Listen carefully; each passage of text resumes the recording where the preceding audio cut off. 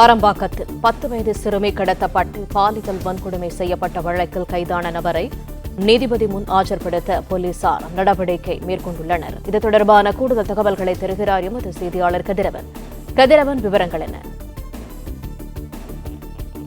ஆரம்பாக்கம் ரயில் நிலையம் அருகே தனது பாட்டியின் வீட்டிற்கு சென்று கொண்டிருந்த 4ஆம் வகுப்பு மாணவியை வாயை குத்தி பட்டப்பகல்ல கடத்தி சென்று மாந்தோப்பில் வைத்து பாலியல் வன்கொடுமை செய்யப்பட்ட வழக்கில் நேற்று ஒரு வாலிபர் கைது செய்யப்பட்டார். 30 வயதான அந்த வாலிபர் அசாம் மாநிலத்தை சேர்ந்தவர் என்றும் அங்கு அடையாளங்களை வைத்து அவரை கைது செய்ததாகவும் பின்னர் அந்த குற்றவாளியை உறுதி செய்ததாகவும் காவல்துறை தெரிவித்துள்ளது.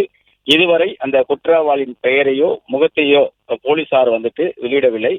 இந்த நிலையில தான் தற்போது அந்த நபரை மருத்துவ பரிசோதனை முடித்து நீதிமன்றத்தில் ஆஜர்படுத்தக்கூடிய பணியில் காவல்துறையினர் ஈடுபட்டிருக்கிறார்கள்.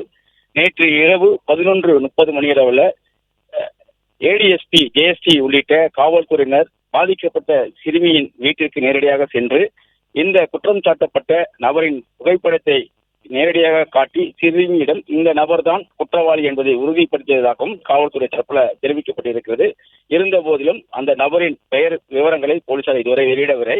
அதே போல முகத்தை மறைத்து மங்கி குல்லா போன்று ஒரு குல்லாவை அணிவித்து அந்த நபரை மருத்துவ பரிசோதனைக்கு அழைத்து வந்தார்கள். மருத்துவ பரிசோதனை முடிவுற்ற பிறகு கும்மிடிப்பூண்டி மருத்துவமனையில் மருத்துவ பரிசோதனை முடிவுற்ற பிறகு தற்போது அந்த நபரை நீதிமன்றத்தில் ஆஜர்படுத்தக்கூடிய பணிகளில் ஈடுபட்டிருக்கிறார்கள். இன்னும் சற்று நேரத்தில் நீதிமன்றத்தில் ஆஜர்படுத்தி அவர் சிறையில் அடைக்கக்கூடிய பணியில் போலீசார் ஈடுபட்டிருக்கிறார்கள்.